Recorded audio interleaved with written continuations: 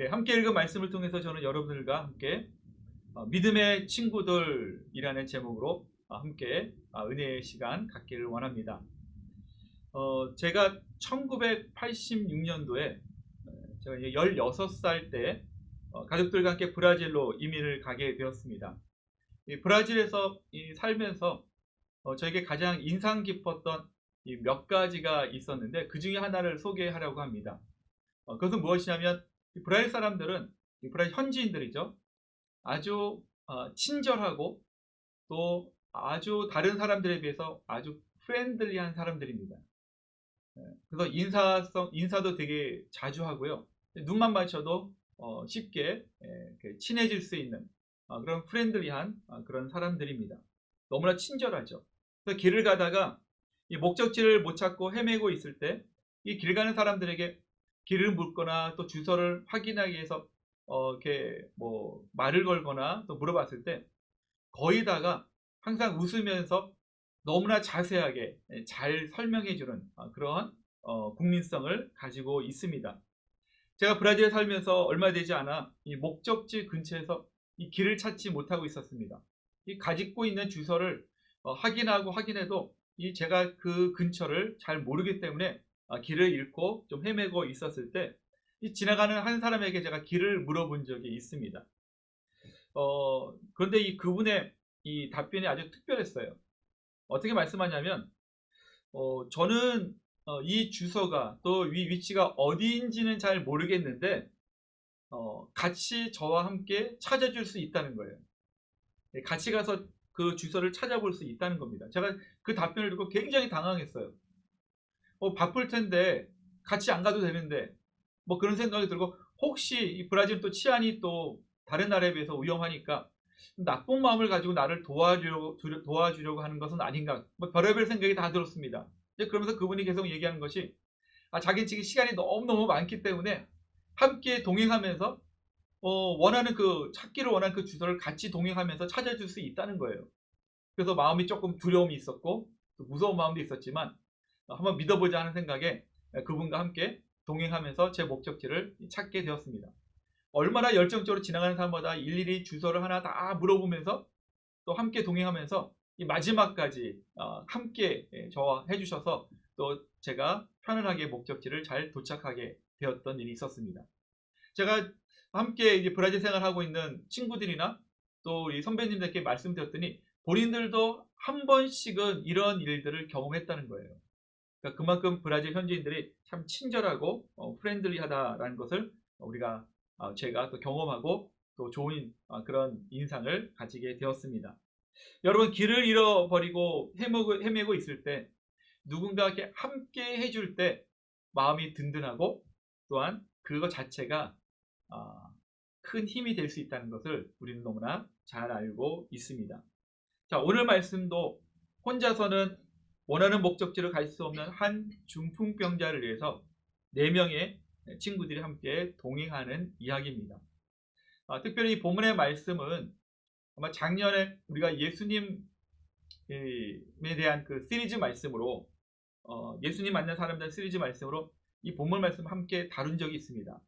그땐 저희가 예수님은 어떠한 분이시고 또 예수님께서 이 땅에 오셔서 하신 일은 무엇인가에 대해서 또 그거에 대해서 초점을 갖고 포커스해서 함께 말씀을 나누었다면, 오늘 말씀은 중풍병자와 함께 했던 이 4명의 친구들에 대해서 조금 더 포커스한 집중하는 초점을 맞추는 그런 말씀으로 여러분들과 나누기를 원합니다.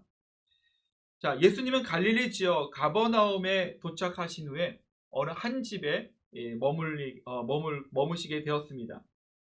이미 그 작은 도시에 예수님이 어떠한 분이신지 이미 소문이 다 퍼졌어요. 뭐 우리가 너무나 잘 알다시피 예수님은 병을 고치는 사람이었습니다. 귀신을 내어 쫓는 분이었습니다. 가난한 자들, 먹을 것이 없는 자들에게 오병이어의 기적을 통해서 많은 무리들에게 음식을 공급해 주신 분입니다. 그리고 더 중요한 것은 하나님의 나라에 대한 천국 복음을 증거하고 가르쳐 주시는 그런 귀하신 주님인 것을 모든 사람들이 다 알고 있었습니다. 그래서 예수님이 이 가버나움에 어느 한 집에 머물고 있다라는 소문이 뭐 순식간에 다 퍼졌죠. 그래서 근처에 있는 많은 사람들이 예수님을 만나려고 그 집을 방문하게 됩니다. 점점점 숫자가 늘어나면서 순식간에 집 안이 가득가득 찹니다. 뭐 많은 사람들이 뭐 촉촉하게 서 있고 앉아 있고 뭐 예수님 주위로 많은 사람들이 모였던 것이죠. 얼마나 많은 사람들이 있었다면 그 집 안에 들어가지 못해서 이 문 밖에서 많은 사람들이 어떻게 하면 예수님의 얼굴을 조금 볼 수 있을까? 어떻게 하면 예수님이 말씀하고 있는 그 말 한마디 한마디 들을 수 있을까? 정말 집중하고 또한 함께 군중들이 그 주위에 그 집 주위를 에워싸고 있는 그런 놀라운 광경이 되었습니다. 자, 그 시간에 누구보다도 예수님을 만나고 싶어하는 한 사람이 있었습니다. 그는 몸이 마비되었습니다. 그래서 손과 발을 움직일 수가 없었습니다. 말도 제대로 하지 못하는 사람이었습니다. 그가 유일하게 할 수 있는 것 한 가지가 있었어요. 그것은 무엇이냐면 그냥 누워있는 것. 유일하게 할 수 있는 건 누워있는 것 그 자체였습니다. 자, 그런데 이 중풍병자에게는 자신의 예수님을 만나고 싶은 그 자신의 마음과 자신이 누워 있을 수밖에 없는 그 상황을 너무나 잘 알고 있는 4명의 친구들이 함께하고 있었다는 겁니다. 예수님이 가버나움에 계신다는 소문을 들은 그 중풍병자의 이 마음에도 그런 사모하는 마음이 있었을 거예요. 내가 혹시 주님을 만나면, 내가 예수님을 만나면 나의 병이 깨끗하게 치유받지 않을까? 그런 마음을 가지고 그 마음을 통해서 이 소망하는 마음, 소원하는 마음으로 기대감을 가지게 되었다는 것이죠. 자, 그런데 주님을 만나기 위해서 자기 자신의 이 환경을 보니까 도저히 만날 수 있는 상황이 안 돼요. 이 손과 발을 움직일 수 없습니다. 말도 제대로 못합니다. 몸을 움직일 수 없는 그런 어려운 상황 가운데 있었다는 것이죠. 현실적으로 불가능한 것을 보고 아마 이 중풍병자 이 마음속엔 아마 심한 좌절감을 가지고 있었을 것입니다. 자, 이런 마음을 너무나 잘 알고 있었던 친구들은 이 중풍병자와 함께 예수님을 만나기 위해서 또 예수님이 계신 곳으로 함께 가는 것으로 결정을 하고 이제 중풍병자를 옮기고 또 중풍병자를 도와서 함께 예수님이 있는 곳으로 가게 됩니다. 아마 이 중풍병자의 마음속에 처음에는 내가 갈 수 있을까? 내가 예수님을 만나는 곳으로 갈 수 있을까? 아마 그런 생각을 많이 하고 있었을 거예요. 마음속에 여러 가지 그런 염려도 있었고 또 좌절감도 있었을 것입니다. 그래서 4명의 친구들이 그를 찾아와서 우리가 예수님께로 인도할 거야 라는 그 말 한마디, 또 함께 들 것에 그 중풍병자를 싣고 그 움직이는 그 순간에 아마 이 중풍병자의 마음속에 여러 가지 마음이 다시 생겼을 것입니다. 기대하는 마음이죠. 예수님을 만나게 될 것이라는 그 기대하는 마음. 이 두 번째 마음은 이 4명의 친구들이 함께 하고 있다는 것 자체에 힘이 되고 또 그 친구들을 볼 때마다 그 마음속에 아마 기쁜 마음, 감사하는 마음을 분명히 가지고 있었을 것입니다. 사랑하는 여러분, 여러분들은 이 중풍병자와 함께하는 4명의 친구들과 같이 여러분들의 마음을 이해하고 또 힘이 되고 또 함께하는 가족이나 친구들이 있으십니까? 여러분들에게 이 4명의 친구들과 같은 그런 귀한 마음을 나눌 수 있는 또 여러분들의 마음을 이해할 수 있는 그런 친구들과 가족들이 있으십니까? 지금 팬데믹 상황에서 우리에게 가장 필요한 것이 있다면 우리의 마음을 이해해주는 사람, 우리의 상황을 너무나 잘 알고 격려해주고 위로해주고 또 함께해주는 사람이 우리 삶 가운데 너무나 절실하게 필요하지 않나 라는 생각이 듭니다.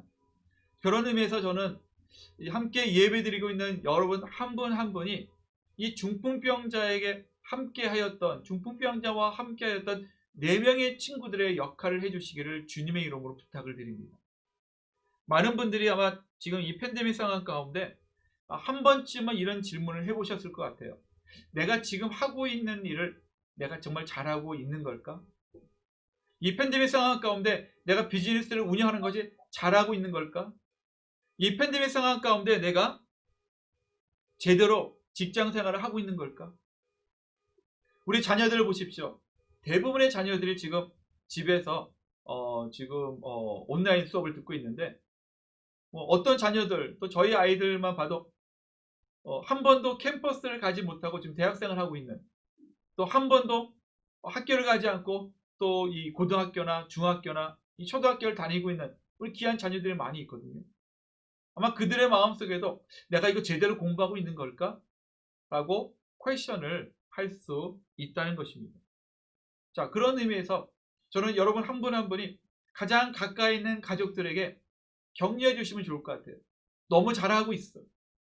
너무나 열심히 잘하고 있는 거 우리가 너무나 잘 알아. 여러분 사랑하는 자녀들에게 이런 말 한마디 한마디를 해주시기를 주님으로 부탁을 드립니다. 사랑하는 남편들과 사랑하는 아내, 또 사랑하는 부모님과 또 사랑하는 형제 자매들에게도 정말 격려해 주세요. 잘하고 있다고. 지금은 우리가 이 한 번도 경험하지 못한 이 팬데믹 상황 가운데 무엇이 맞고 무엇이 틀리다는 그런 상황에 우리가 있지 않습니다. 한 번도 경험하지 않고 한 번도 가보지 않은 길을 우리가 가고 있기 때문에 때로는 우리가 스스로 낙심할 수 있고 때때로 스스로 좌절할 수 있고 때때로 우리가 스스로 우리 마음속에 낙심할 수 있고 염려를 가질 수 있다는 것입니다. 우리에게 필요한 것은 무엇입니까? 예수님께서 주신 은혜와 사랑 안에서 서로를 위로해 주시고 격려해 주시고 용기를 넣어 주시기를 바랍니다. 그것이 우리 하나님께서 이 상황 가운데 함께 우리가 가족이라는 공동체 또한 교회라는 영적인 공동체 안에서 서로 나눠야 될 귀한 은혜라고 저는 믿습니다. 그런 의미에서 오늘 첫 번째 주시는 은혜는 여러분 한 분 한 분이 함께하는 가족, 함께하는 친구가 되어주시기를 바랍니다. 함께라는 단어가 너무 중요하지. 나 홀로 서 있는 것이 아니라 함께 하나님께서 허락하신 가족들, 함께 생활할 수 있는 부모님과 자녀들과의 함께하는 생활, 또 우리가 온라인으로 예배를 들어서 피지컬리 만날 수 없지만 영적으로 하나로 묶어주신 이 영적인 공동체 안에서 함께 신앙생활하면서 함께 격려하는 이 귀한 은혜를 함께 나누시기를 바랍니다. 자, 오늘 본문을 보니까 이 친구들은 중풍병자에서 끝까지 헌신하는 것을 성경은 우리에게 보여주고 있습니다.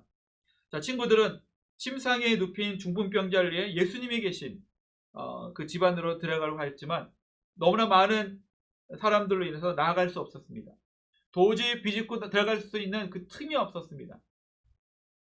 이 상황에서 이 중풍병자와 함께 있었던 이 친구들은 쉽게 포기할 수 있는 상황이었지만 이 말씀을 보니까 결코 포기하지 않았습니다. 저는 이 말씀을 다시 한번 이렇게 묵상하면서 내가 만약에 이 친구들의 입장에 있었다면 어떻게 반응했을까? 문을 통해서 들어갈 수 없고 너무나 많은 사람들이 있어서 도저히 앞을 볼 수 없고 저 끝에 계시는 예수님의 얼굴조차 볼 수 없는 상황 가운데 만약에 내가 그 친구 4명의 친구 중에 한 명이라면 나는 어떻게 중풍병자에게 말을 걸었을까? 아마 저는 이렇게 얘기하지 않았을까 생각이 듭니다. 오늘은 우리가 주님을 만날 날이 아닌가 봐. 오늘은 쉽지 않을 것 같아. 이 정도 많은 사람들이 있는데 어떻게 우리가 들어갈 수 있을까? 그냥 여기서 포기하고 내일 다시 한번 오면 어떨까? 아마 그런 이야기를 하지 않았을까 생각이 듭니다. 여러분들이 만약에 4명 중에 한 명의 친구라면 4명 중에 한 사람이라면 여러분들은 어떻게 중풍병자에게 이야기하고 반응하였을까요? 아마 많은 분들이 쉽게 포기하는 이야기를 하지 않았나 그런 생각을 해보게 됩니다. 자, 그런데 이 친구들의 모습을 보십시오. 그들은 결단코 포기하지 않았습니다. 오히려 예수님 계신 그 집 옥상으로 중풍병자를 침낭에 눕힌 다음에 같이 올라갔습니다. 그리고 지붕을 막 오픈하려고 지붕을 구멍을 내기 위해서 여러 가지 일을 합니다. 지붕을 뜯어내고 그 다음에 구멍을 내기 위해서 구멍을 뚫게 되죠. 저는 이 장면을 보면서 우리가 짧은 그런 장면이지만 여러분 생각해 보십시오. 누군가가 여러분들 살고 있는 집에 여러분들 집에 워낙 많은 사람들이 많이 모여 있다는 이유로 옥상에 올라가서 갑자기 지붕을 뜯어내고 그 구멍을 낸다고 생각해 보세요. 여러분들 마음이 어떨까요? 예. 거의 뭐 10명이면 10명 모두가 화를 내거나 가서 아마 말릴 겁니다. 그리고 아마 또 법적으로 뭔가 제재를 하겠죠. 나중에 손해배상을 청구하지 않을까, 뭐 그런 생각도 해보게 됩니다. 자, 이러한 과정들을 보면서 4명의 이 친구들은 중풍병자를 위해서 결단코 포기하지 않고, 또 자칫 잘못하면 나중에 자신들에게 손해배상을 해야 되는 그런 무거운 책임도 가져야 될 상황임에도 불구하고 그들은 결단코 포기하지 않고 끝까지 중풍병자가 예수를 만날 수 있도록 어떠합니까? 지붕을 뜯어내고 구멍을 내고 그 다음에 밧줄을 통해서 예수님이 계신 그 앞에 중풍병자를 운반하는 그런 놀라운 일을 행하는 것을 우리가 볼 수 있습니다. 자, 그들의 마음속엔 최선을 다해서 중풍병자를 도우려는 그런 마음이 있었죠. 그들은 결단코 포기하지 않고 최선을 다해서 중풍병자와 함께하면서 그 마음속에 가지고 있는 소원을 이루어주기 위해서 헌신했던 그들의 모습을 우리는 발견하게 됩니다. 자, 저는 여기서 이 말씀을 보면서 두 번째 우리에게 주시는 영적인 교훈이 있다고 봅니다. 그것은 여러분, 끝까지 최선을 다해 함께하는 가족과 친구가 되시기를 주님의 이름으로 부탁을 드립니다. 어떻게 해요? 최선을 다하고 끝까지 함께하는 그런 가족과 친구들입니다. 저는 이 장면을 보신 예수님께서 얼마나 주님 아마 아름답게 보셨을 것 같아요. 한 사람을 주께로 인도하기 위해서 친구들이 애쓰고 노력하고 수고하고 헌신하는 그 모습을 보면서 우리 주님은 너무나 감동을 받았을 것이고 너무나 기뻐하셨을 것입니다. 그래서 말씀하시는 거죠. 마가복음 2장 11절에서 12절 말씀 한번 보시겠습니까? 마가복음 2장 11절에서 12절 말씀. 예, 마가복음 2장 11절에서 12절까지 말씀 제가 한번 읽어드릴게요. 내가 네게 이르노니 일어나 내 상을 가지고 집으로 가라 하시니 그가 일어나 곧 상을 가지고 모든 사람 앞에서 나가거늘 그들이 다 놀라 하나님께 영광을 돌리며 이르되 우리가 이런 일을 도무지 보지 못하였다 하더라. 아멘. 자, 예수님께서 이 친구들의 이 수고와 헌신을 보면서 그에게 어떤 은혜를 베풀어 주십니까? 먼저 제사함의 선포를 해주십니다. 그리고 이제는 손과 발이 또 몸이 굳어 있었던 그에게 하나님의 치유와 회복의 역사를 베풀어 주셔서 건강하게 걸어서 나올 수 있는 기적을 베풀어 주셨다는 것입니다.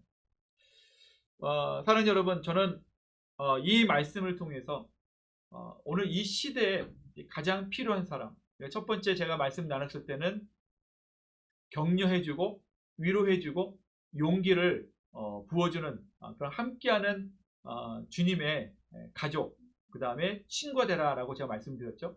이 두 번째 우리에게 주시는 이 교훈을 통해서 저는 이 점을 좀 강조했으면 좋겠습니다. 그건 뭐냐면 끝까지 함께하는 사람이 되시기 바랍니다.